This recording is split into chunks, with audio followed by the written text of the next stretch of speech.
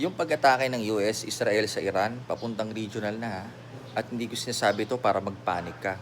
Gusto ko lang pag-usapan natin ang unang battlefield kapag may mga ganitong balita. Ngayon, bago pa natin pag-usapan yung oil, markets, prices, alliances o policies, merong isang bagay muna ang unang-unang nagre-react. Ito yung nervous system mo. Kapag may ganitong headline, automatic chest tight, alerto tayo, tingin sa phone agad, merong nararamdamang sense of urgency.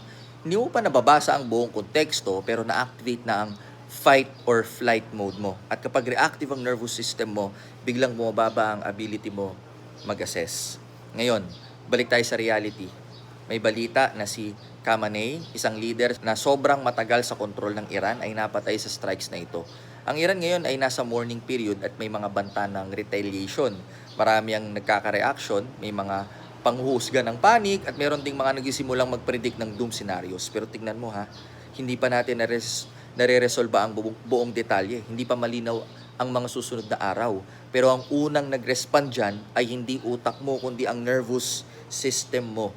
Na kapag emotional ang reaction mo, mabilis ang desisyon mong i-share agad ang headline, mag-panic buy or sell, mag-jump into conclusions or mag-broadcast ng fear. At sa panahon ng volatility, ang mga quick emotional reactions na yan ay nagbi-bleed sa markets, policies, collective behavior, and consumer confidence.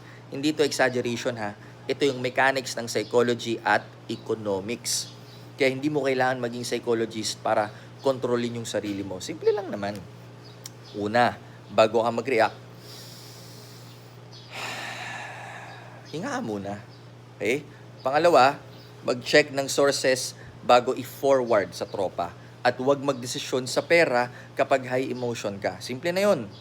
Calmness is a competitive advantage. So every time, kapag napapalibutan ka ng tensyon sa buhay mo, palaging may dalawang klaseng tao. Yung una, quick to react. Ang pattern nito ay panic pattern, behavior driven by emotion. Pangalawa, pero yung mga slow to assess, no? Ito yung buong konteksto muna tinatanaw, pero hindi to analysis paralysis. Clarified lang. Hindi dahil tahimik, kundi dahil may disiplina. By the way, this is the part 4 of a 5-part breakdown kung paano nagre-rearrange ang mundo kapag gumagalaw ang malalaking powers na to. At sa last episode, pag-uusapan natin paano hindi magiging fragile sa ganitong setup at paano unahin ang leverage over panic.